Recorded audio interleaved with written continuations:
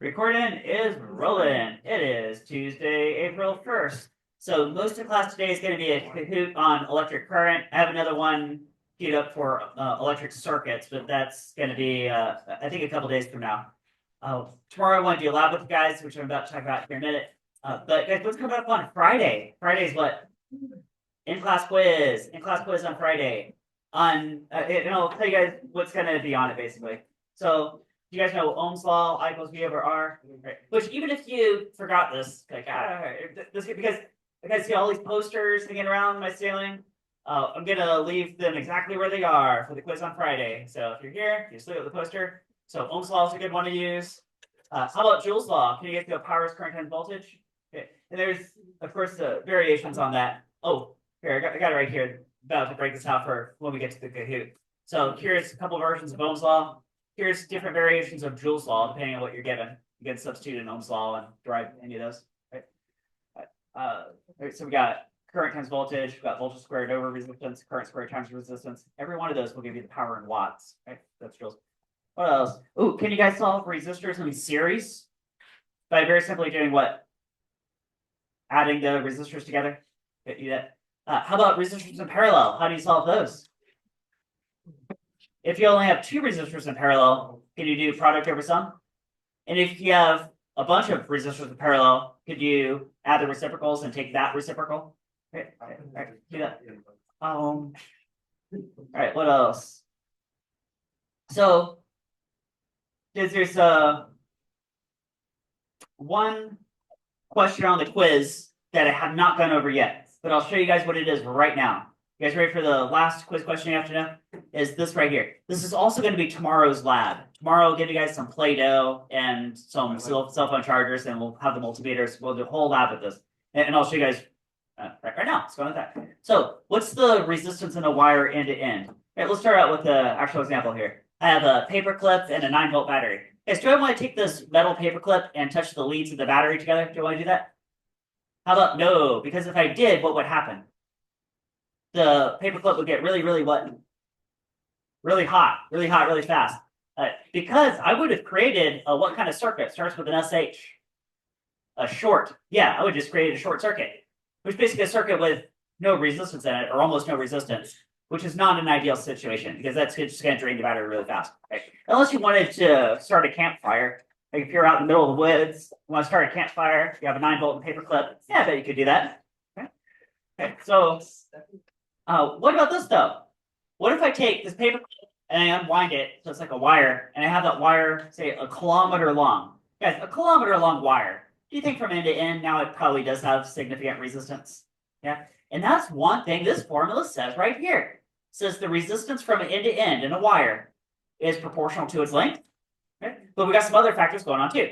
So how about the thickness of the wire? Do you guys see this cross-sectional area? Which is probably related to the diameter, right? Guys, what do you think is easier to make a current flow through? A little skinny wire or big thick wire? What's easier to make the current flow through? Yeah, big thick wire, right? Which means that a little skinny wire would have more resistance, wouldn't it? And that's exactly this relationship here. If you have a larger cross-sectional area that's less resistance, and then a smaller area is more resistance. You guys see an inverse relationship? Right, so that's some geometry properties. But there's one more variable, which is, okay, so what Greek letter is this right here? Rho. It's Greek letter rho. And a few weeks ago, we were using that for density, but in this context, it means resistivity. Or sometimes you hear the word conductivity, which is just the reciprocal of that. So that's to say, is what if my wire is made out of copper? And then I have a different wire that's made out of aluminum. What if they're the same length, same cross-sectional area? Do you think they have different resistances just by the fact that they're made out of different materials? And tomorrow, guys, look up here. Guys, look up here. Tomorrow, I'm going to give you guys some Play-Doh, and the Play-Doh will transmit electricity, just like a wire will. Well, not as well as metal, but so can you guys roll a cylinder of Play-Doh tomorrow? It looks a lot like this, which could represent some little wire. But you guys can have a big old cylinder of Play-Doh. Okay?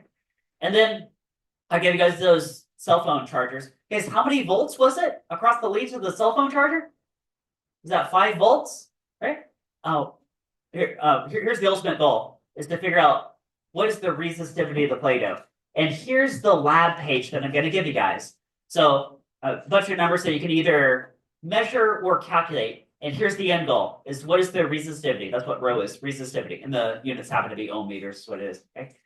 So copper has a resistivity, aluminum has a resistivity, Play-Doh has a resistivity. And you guys are going to figure out what that is by the end of tomorrow. Okay? So I'll walk you guys through exactly how to find that.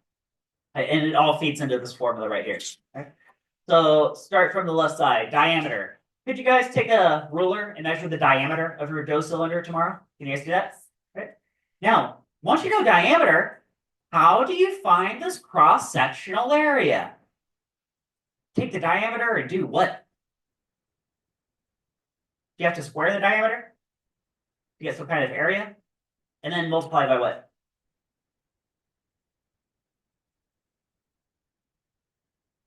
Pi over 4.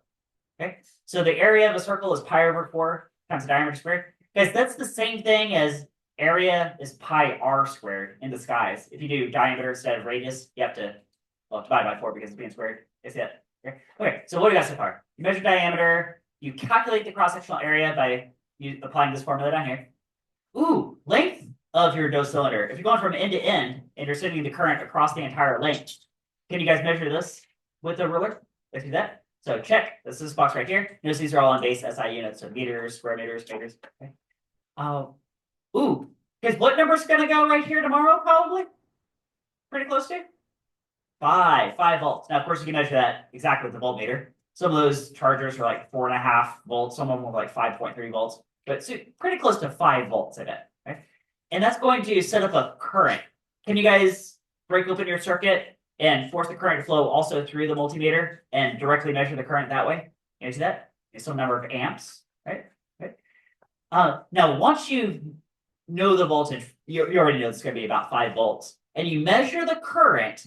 Is there enough information lying around where you can calculate the resistance from end to end?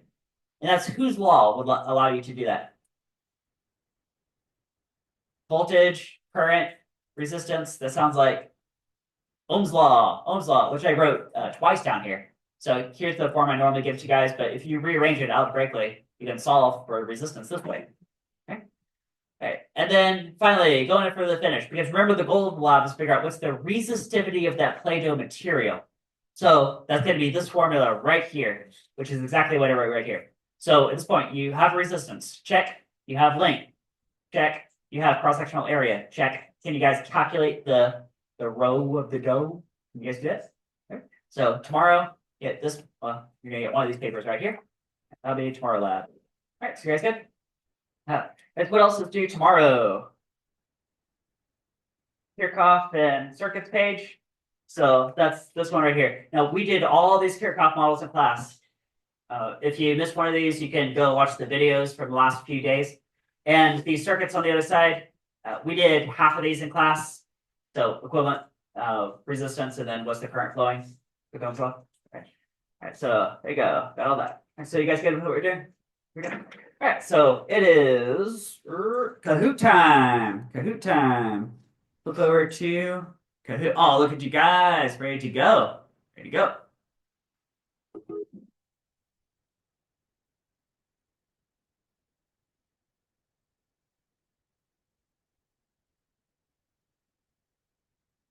In order for there to be a flow of charge from one place to another, there must be,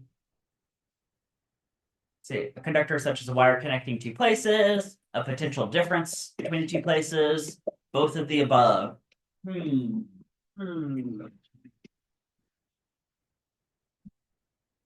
Yes, both of the above. And so you have to have of course, a closed circuit. It's called closed circuit. Okay. And also some kind of, oh guys, what's a synonym for potential difference? Starts with the V. Voltage. Aha. Okay. Okay. So if there's no potential difference, there's no current flow. Right. Let me show that to you guys. Remind you guys what that means. I think most of you guys know anyway. But here, guys, if I connect the positive to the positive terminal of the battery, do the lights light up? No. Okay, because 9 volts, what's the difference? 0. Okay, but if I go from 9 to 0 volts, now there is a potential difference. Now the volts lined up. All right, there you go. Potential difference, right? I got Alexander, Elise, Zach, Oh, Tommy Tutone, Olivia. And solid conductors. Electric current is the flow of what's actually flowing? What is electricity? It's flowing.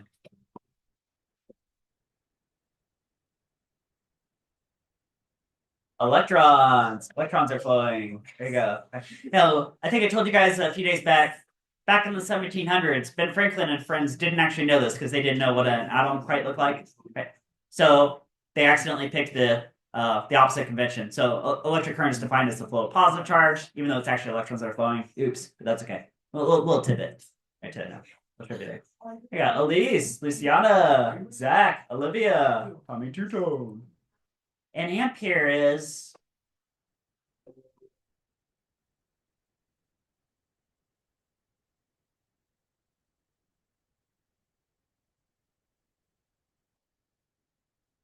yeah, current. Electric current is measured in amperes or amps. Guys, what is resistance measured in? Ohms, which is Greek letter omega for ohms. What is charge measured in? Coulombs. Aha, coulombs. Right, yeah, coulombs per second, that would be amps again, amperes. Luciana, Zach, Isabel, Elise, Olivia. Example of voltage source. What could provide a voltage?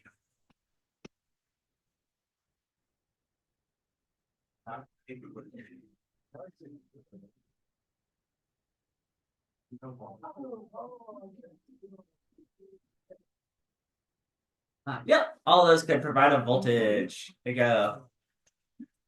Some kind of potential difference, some kind of voltage. Olivia, Peyton, Luciana, Isabel, Elise. Electrical resistance in a wire depends on the wires.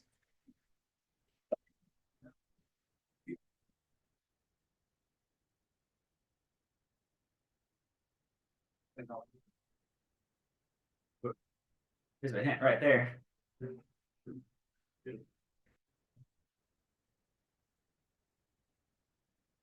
Yeah, all the above. So here's the answer. So resistance, how long is the wire? How thick is the wire? And one of the choices was conductivity, and conductivity is just the reciprocal of resistivity. So if you have one, you have the other. There you go. Alexander, Olivia, Peyton, Luciana, Elise.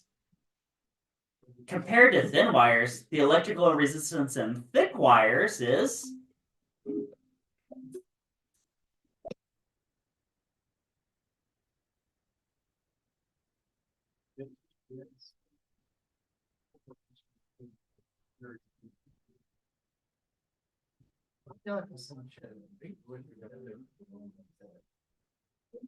yeah, it's not as much.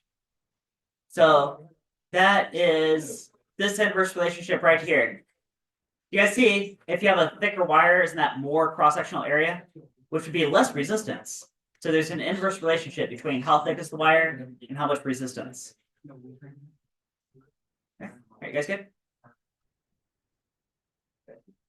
Right.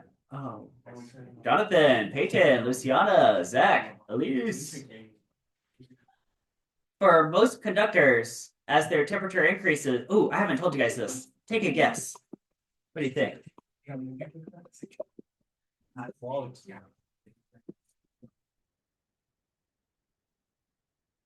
All right. So awesome. If you got that, again, I had never told you guys this yet, but I'm gonna draw a graph for you guys. Do graph time. So over 100 years ago, some scientists were probing this question, and they said, "What's the resistance in a wire as a function of temperature?" So draw a wire for you guys. Okay. They're going from end to end. Say, what's the resistance in ohms as a function of the temperature? Let's say in Kelvin, for example. Okay, Kelvin. So we go. Okay. And say they start with room temperature, and then they make the wire colder, and the resistance decrease. Then they made the room colder, resistance decrease again, make the room colder. And so this pattern went on for a while. In fact, it's pretty much a linear relationship. As you make the room colder, colder, colder, make the wire colder, there's actually less resistance. So it's easier to transmit electricity. Okay, you guys got that? Okay. Now that's actually all you care about for this week. Okay. Now, a couple of months from now, we're going to do quantum mechanics. when we do quantum mechanics, there's something funny happens when you hit a really low temperature called a critical temperature, which is different for different materials. But the resistance will plummet all the way to 0 ohms. And there's a name for that. Does anybody know what that phenomenon is called? Where there's 0 resistance, but it's like colder than Antarctica. Oh yeah. So the temperature, well, the temperature might be absolute 0, which actually might not be that cold. It might be like 50 Kelvin or something. This is called superconductivity. That's what I'm looking for. Superconductivity. Right, there you go. Right. So it's not 0 temperature. It's 0 ohms of resistance. Yeah. Superconductivity. Okay, so might see that in the near future. Olivia, Jonathan, Zach, Peyton, Elise. Electrical resistance is measured in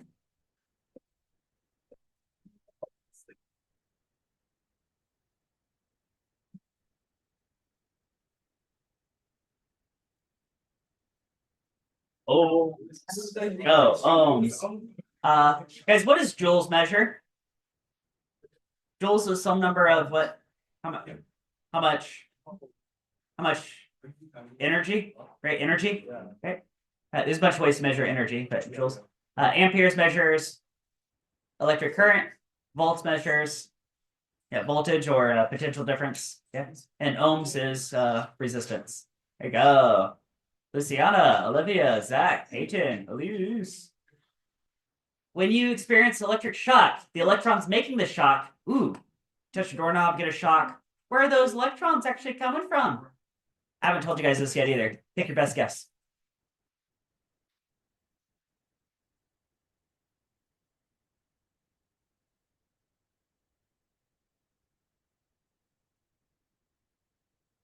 Oh, okay. So awesome job if you got that.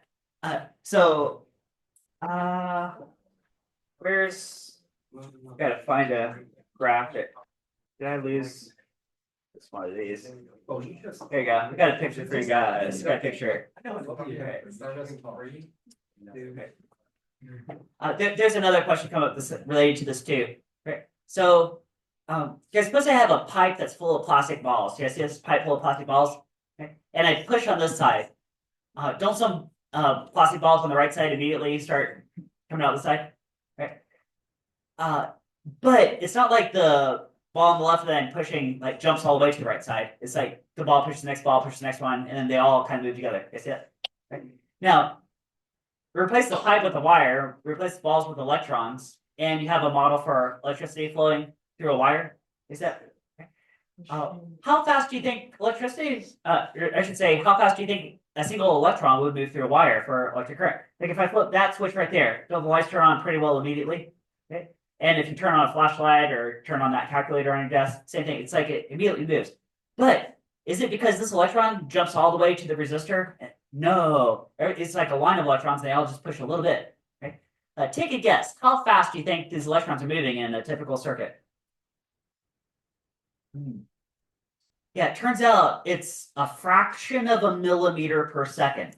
So if you watch it, like if you could see an electron with your eyes, you might barely be able to even see it moving. It's moving about this fast. I'm actually moving my thumbs along the ruler right now. But that's about how fast the electrons are individually moving. Okay? And of course, the aggregate effect is that the energy is delivered almost instantaneously, probably closer to the speed of light. Right? But the electrons move really slowly. Right? So I go touch a doorknob and I get a shock. That's all the electrons in my body just going, just bumping a tiny bit. And that's the electric shock. Okay. There you go. Fun trivia. Yeah, points. Primary reason a bird can perch harmlessly on a bare high voltage wire. Guys, it's not the green one. Don't pick all the above. It's not all the above. Which one of those is it then?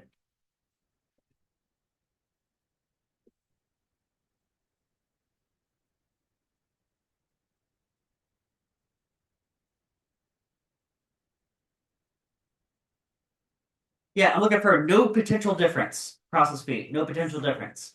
So we got like, okay. So here's a bird on a, let's say 100,000 volts here, 100,000 volts here. What's the difference? 0 volts. And here's Ohm's law. If you have 0 volts potential difference, you have no current. No current. Okay. Guys, what about this bird? He's got 1 foot on 100,000 volts wire. He's got another foot on a nearby tree branch. Now is there a potential difference? Yeah, that's right. Chicken dinner. Now there will be a current flow. I got Olivia, Zach, Peyton, Luciana, Elise. Oh, alternating current. We haven't talked about this very much.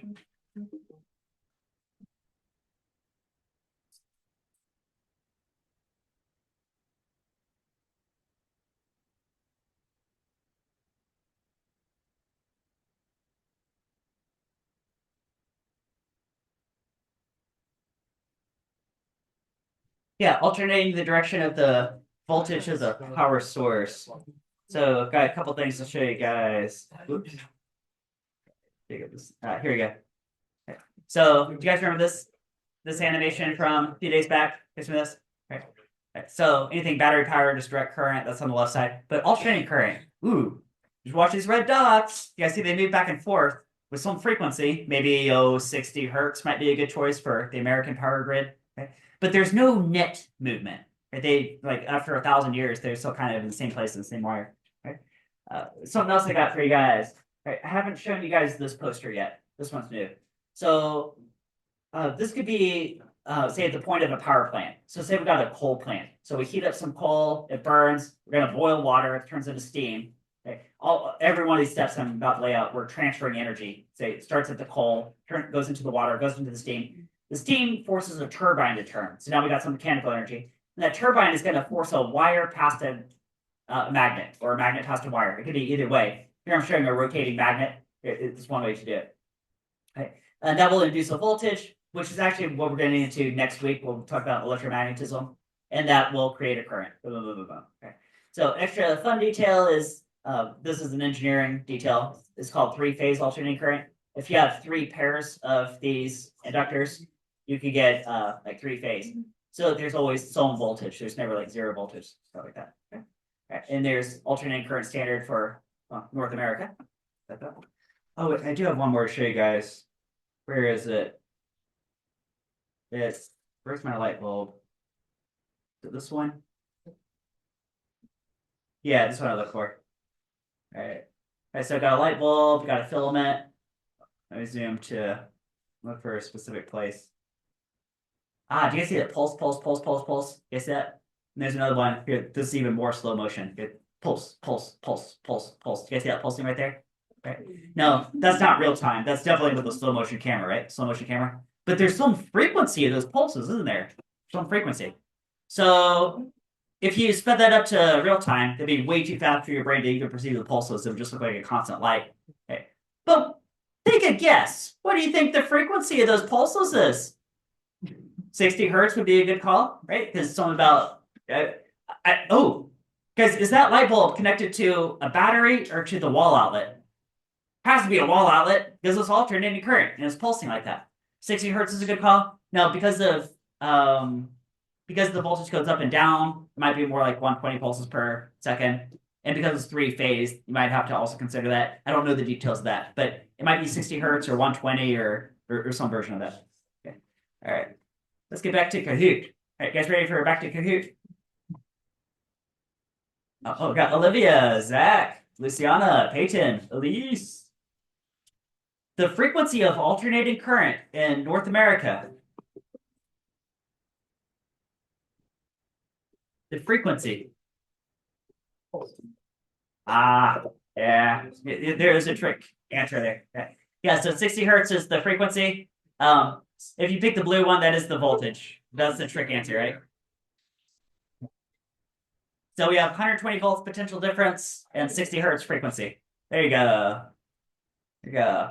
Zach, Luciana, Olivia, Peyton, Elise. Current from a battery is always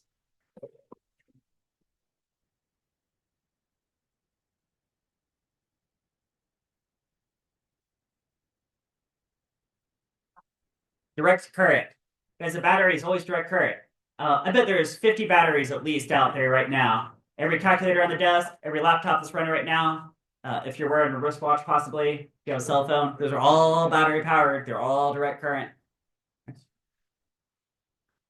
All right. Luciana, Olivia, Zach, Peyton, Elise, on fire. The net speed of electrons in a wire. See who was listening to me about 2 minutes ago. How fast are electrons moving through a wire?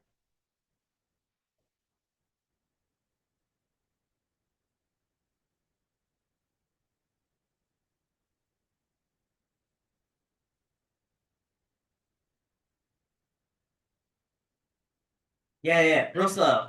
So that can be called zero point 0.1 millimeters per second, 41 centimeters per second. Now, that's not a set value. It probably depends on the resistivity of the wire, how thick is the wire, what's the temperature of the wire. So all those can be variables, but there you go. So real slow. Right? But you have a whole line of electrons and a long wire. You flip a switch on one end, they all push each other successively, and the energy transmits really fast. Right? Olivia, Luciana, Peyton, Zach, Elise.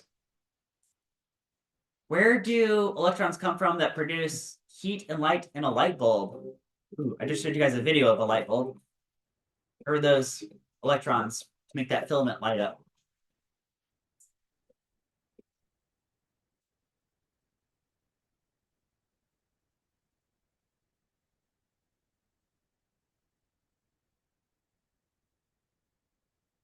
Yeah, wire filament. Yeah, the electrons are already in the filament. Right, all you have to do is get those electrons to move a little bit. Right.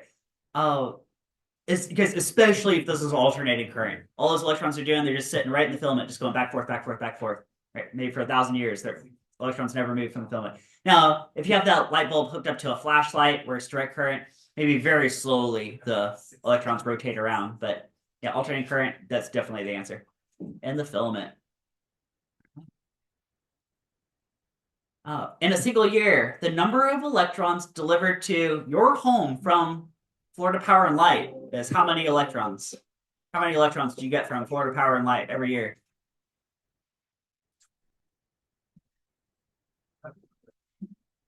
Zero. Zero. Yeah, because guys, it's alternating current. Here, let's show you guys this animation again. This make a lot more sense. Okay. Guys, the power grid is the power grid the picture on the left or the picture on the right? The picture on the right. It's alternating current. And if you watch any one of these red dots, you see it going back, forth, back, forth, back, forth, but it has no net motion. It ends up exactly where it started, right? Yeah, so if you look at the power lines, the electrons in those power lines, they're going back and forth, but they're not actually moving down the line. It's just back and forth. Alternating current. Got Olivia, Luciana, Peyton, Elise, Zach. When we say an appliance uses up electricity, what does that mean? Does it mean that electron kinetic energy is changed to heat and other forms of energy? Or does it mean that the current disappears? What does that mean?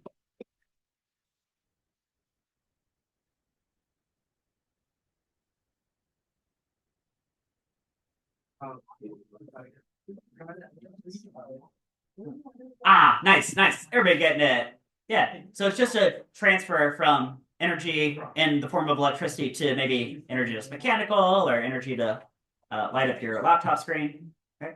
Uh, so I'm glad that nobody picked the blue one, which is true. But in case anybody's watching this video at home, so wait, what? What's going on? Here's a model that I did the other day. Guys, if I'm counting cars going around a um, a road grid around town, isn't that analogous to how many amps of current? Right. So I got 6 amps left the battery here, 4 amps cut this way, and then 2 went that way, and then it split 1 and 1. And they came back and made 2 here, and combined with these 4 to make 6. Go back to the parking garage. Is that okay? But notice, I mean, the cars don't go through the light and just disappear. Poof, poof. No. The current's still like 1 amp and 1 amp. The current's still 4 amps here. Current's still 6 amps here. Yeah, so the current definitely does not disappear. Okay? We're just transferring from one form of energy to another form of energy. All right, it's using electricity. I got Olivia, Luciana, Peyton, Elise, Zach. You plug an electric toaster rated at 110 volts into a 220-volt outlet. What will the current be?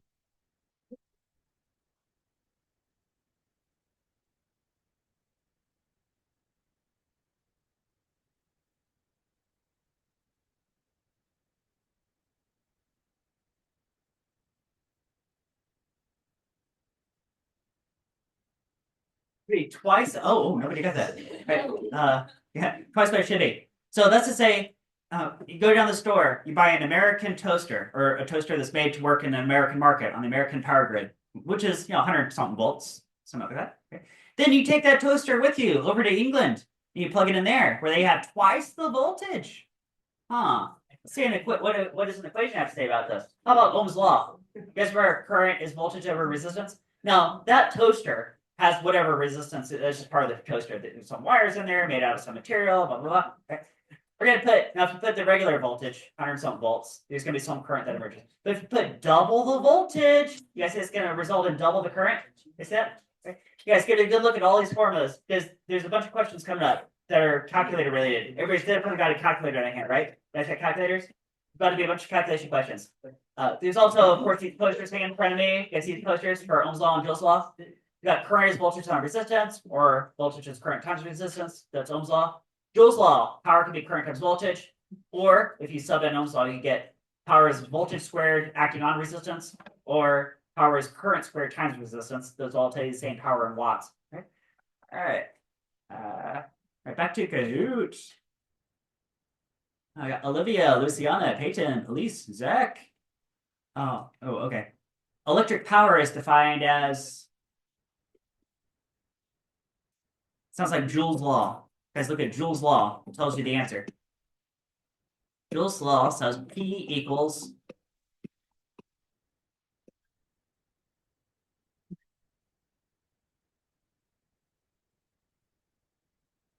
Yeah, P equals IV. Power is current times voltage. Okay. Now, is somebody pick the green one? Now, the green one means something, but it's not power. Guys, what is current times resistance? What is that? What is I times R? Voltage. Yeah. So the green one's voltage, and the red one, I times R, is power. Or sorry, I times V in it. I times V is power. P equals IV. Joule's law, P equals IV. Right, Jonathan, Luciana, Peyton, Elise, Zach. Compared to the filament thickness in a 60-watt bulb, the filament thickness in a 100-watt bulb will be.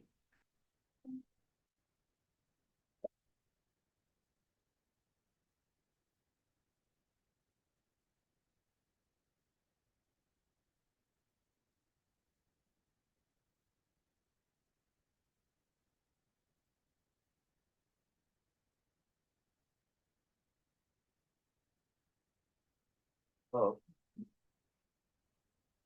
Okay. Yeah, so greater thickness for the bulb with greater power. Here, I'm going to back that up with some equations. So we're looking at the only numbers that are directly given to you are powers, right? Right, powers measured in watts. So that tells me I need to work with Joule's law and somehow. Right? Say I got a couple of bulbs. You guys see a 60-watt bulb and a 100-watt bulb. Let's say these bulbs are connected to the same type outlet, which is to say the same voltage. Maybe I got 120 volts because we're in states. That's 120 volts, right? So I'm going to use this version of Joule's law. Okay, you guys get that? So you have the same voltage on them, but different powers. Isn't that going to correspond to different resistances, right? And if I solve for R, do you guys see the greater power is going to have less resistance and vice versa? You see that? Greater power is less resistance. All right, then take that over here. And if you want greater power is less resistance, because less resistance is that more cross-sectional area, which is to say a thicker wire. Okay? So put it all together. Right, so that's two steps. This is a step. This is a step. All right, and then I drew the pictures like that too. You see my 100-watt bulb has a really thick filament, and the 60-watt bulb has a relatively thin filament. All right, there you go. So two steps right there. Right, nice job. Jonathan, Luciana, Peyton, Zach, Elise. Power outlets in our homes, so North America, typically have a potential difference.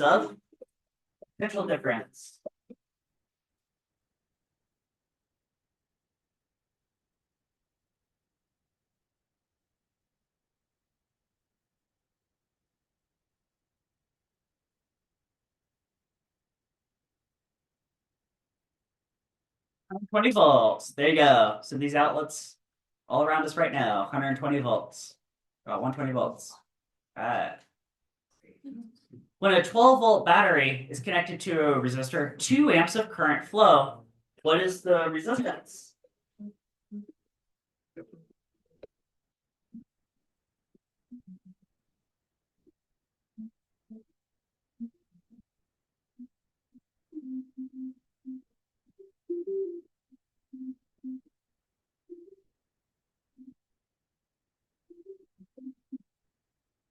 That's 6 ohms. 6 ohms.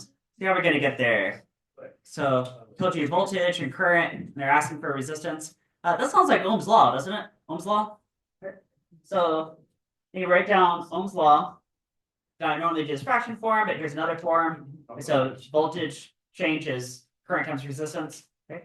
And if you have the voltage and you have the current, hey, I could divide it this way. Could do voltage divided by current, just rearrange Ohm's law. Right? There you go. 12 volts, 2 amps, divide that, get 6 ohms. 6 ohms. That's Ohm's law right there. Got Jonathan, Luciana, Zach, Peyton, Elise. The current through 10 ohm resistor connected to 100 volts.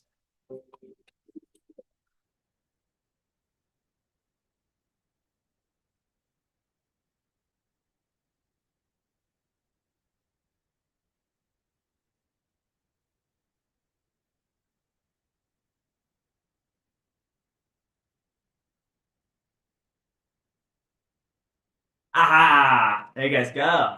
Okay, so back that up with the equation. All right, so Ohm's law all over again.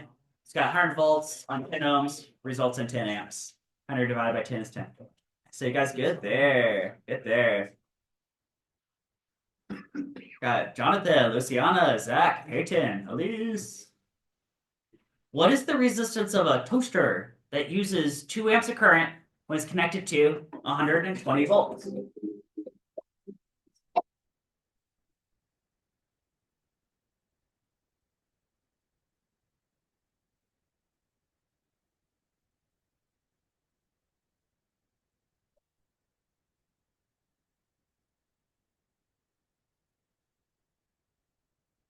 At 60 ohms. So I have Ohm's law right here. Here's voltage is current times resistance. You have voltage and the resulting current. So you can divide those and solve for the resistance. 120 volts, 2 amps, divide that, get 60 ohms resistance. Oh, stupid. Alexander, Luciana, Peyton, Zach, Elise. When connected to 120 volts, how much current goes to a light bulb that's rated at 360 ohms?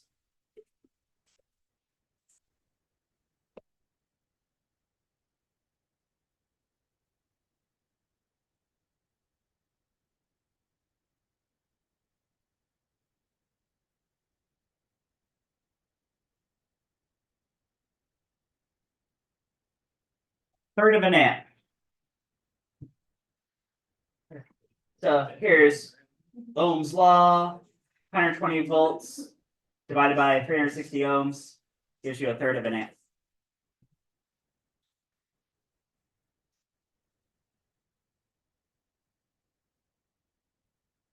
What if you have 120 volts and 100,000 ohms, 110,000 ohms? What's the current?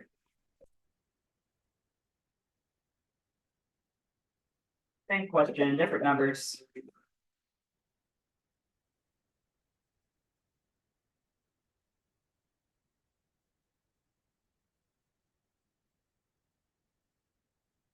Ah, look like that right there. All right, so 120 volts at 110,000 ohms. So a tiny fraction of an amp. Okay, so 0.01 something amps. Maybe like that. That's good. Oh, yeah. Look at you guys go. Let's see, we got that. Okay, you guys good? Ohm's law. Alexander, Luciana, Peyton, Elise, Zach. How much power used by a 6-volt flashlight battery that draws 1.5 amps of current? Power. Sounds like Joule's law.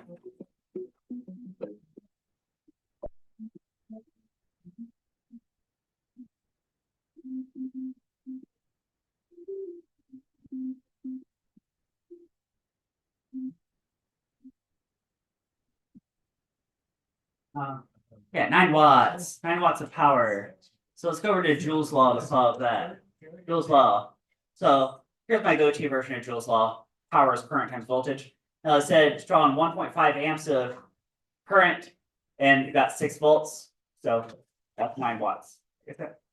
Hey, speaking of, you know what I haven't talked about yet is how do you get 6 volts? Guys, can you get 6 volts out of 1.5 volt batteries like this? You guys know this is 1.5 volts, right? Okay. How do you get 6 volts out of this? Do you think I would need a bunch of batteries? Right? And connect them how? In series or parallel? Series. Because if I connect this battery here, and then connect another one series, now I'm up to 3 volts. Now I'm up to 4.5 volts. Now I'm up to 6 volts. So I can do that. So if you connect 4 batteries in series, right? Or if you wire them back and forth like a snake, they can still be in series like that. So if you have 4 batteries, you can get 6 volts out of that. Okay. Good to know. Good to know. All right, everybody gets so far. Alexander, Luciana, Peyton, Zach, Elise. 120 volts. How much current will flow through a light bulb that's rated at 200 watts? Yeah, watts, that's the power. Sounds like a Joule's law type connection. What's the current?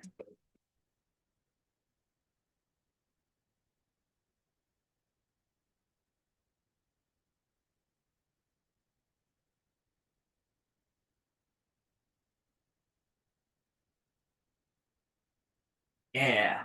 All right, so we're gonna have Joule's law. Here's Joule's law. P equals IV. Power is current times voltage.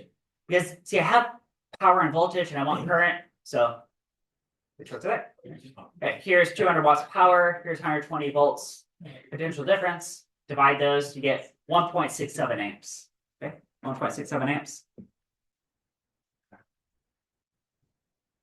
All right, everybody gets so far with all these.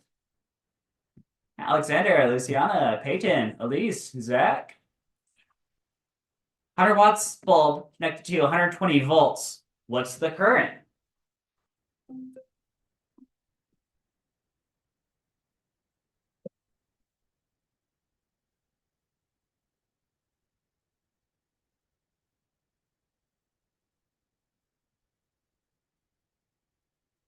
Almost the same question, just different numbers. All right, look at you guys. Yeah, so the last 2 questions are nearly identical. These numbers have changed a little bit. And so still Joule's law. Okay. Divide 100 watts by 120 volts. That gives you 5/6 of an amp. You got 5/6 of an amp.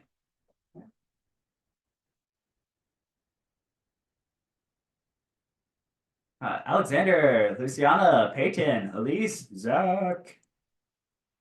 Light bulb is plugged into 120 volts, has 0.4 amps of current in it. What's the power rating of the bulb?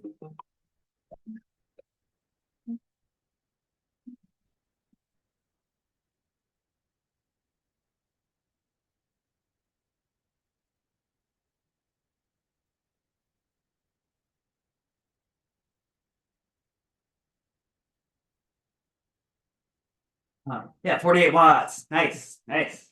And so it's straight up Joule's law. Power is current times voltage. They gave you current. They gave you voltage. Plug it in. 48 watts. Go. Power is current times voltage.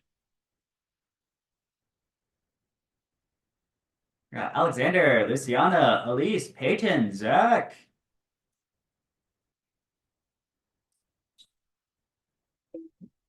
Electric heater is rated at 300 watts for use in a 110 volt circuit.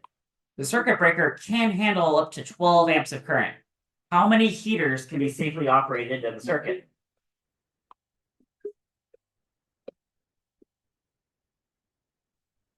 Start with Joule's law. Start with P equals IV.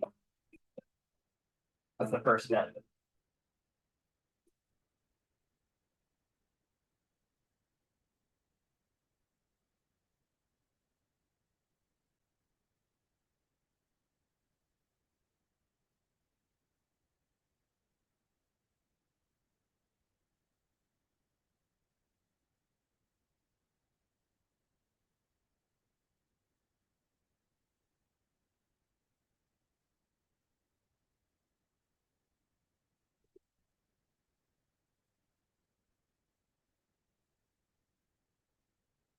Ooh, one winner. One winner. Oh, or sorry, no, three winners. Oops, three winners. Too many similar looking numbers. Three winners. Okay, so here's how I solve this. I start with Joule's law, power is current times voltage. Now, they told you every individual heater is drawn 300 watts, and we're connecting that to 110 volts. So the current that's demanded by each heater is 2.7 amps. You see that? 2.7 amps, right? Now, if I hook up a bunch of heaters, let's say they're all in parallel. So they're each drawing 2.7 amps here, 2.7 here, 2.7, right? They're all drawing power. But this outlet can only handle up to 12 amps. After that, it's going to overload the circuit. Right? So, got a dimensional analysis looking table here. Got some railroad looking tracks. So if my max current is 12 amps, and there's 2.73 amps per heater, amps cancels, gives me the number of heaters. The answer is 4.4 heaters. Okay. Now, since you can't have a fraction of a heater, you always have to round down. So you can wire up 4 heaters, but once you put on the 5th heater, it's going to overload the circuit. You guys that? So 4.4 heaters rounds down to 4 heaters. 4 heaters. Got some winners there. Alexander, Luciana, Elise, Peyton, Zach. Ooh. It's challenge question time. Heater uses 22 amps when connected to 110 volts.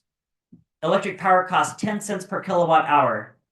What's the cost of running the heater for 12 hours? Right, so it's going to take some time to solve.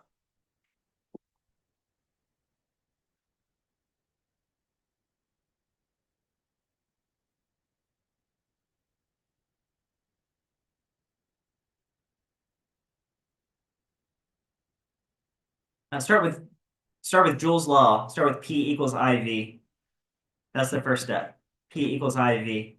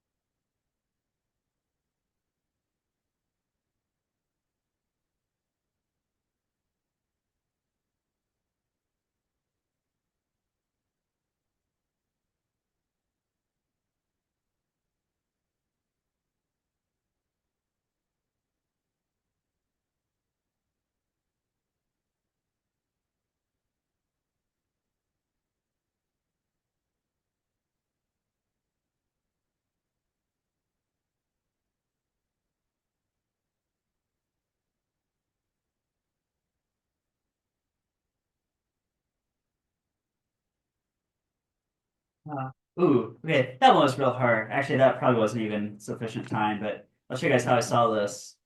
So over here. So start with Joule's law, power is current times voltage.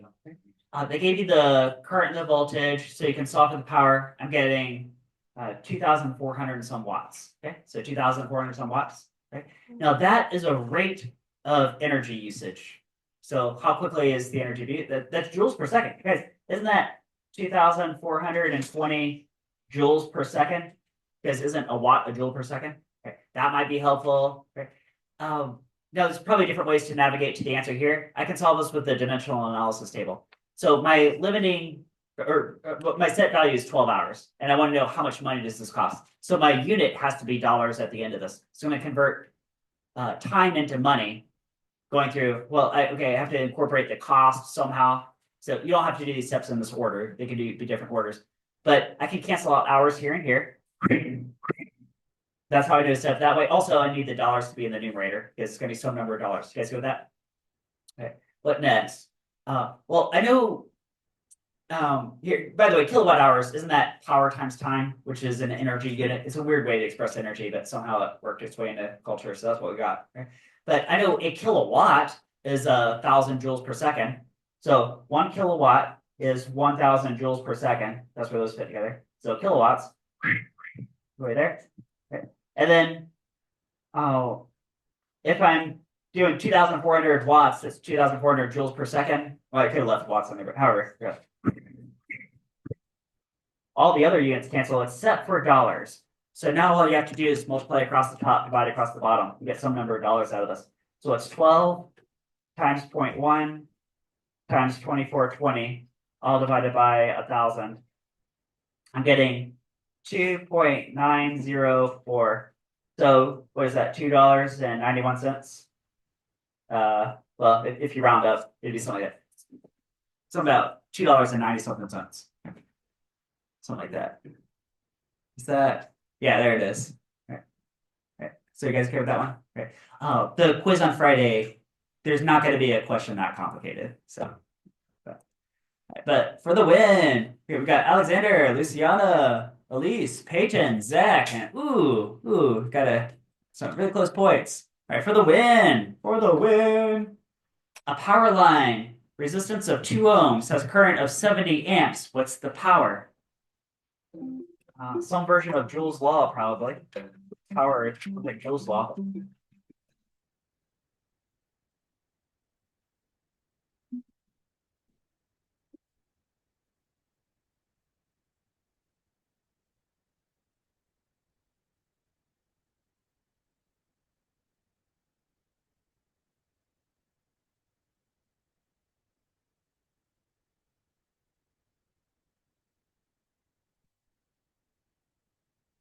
All right. So 9,800 watts. Back up with this equation. Okay, so here's a different version of Joule's law. We don't use very much in this class. You do current squared times resistance. Okay. If you start off with any form of Joule's law and substitute in Ohm's law, you can get all the other forms of Joule's law.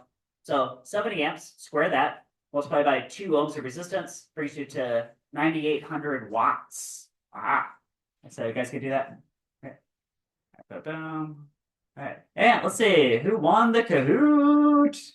With the bronze, Elise. With the silver, Peyton. And the gold, Zach. All right, nice job, guys. All right, so that is a wrap on class.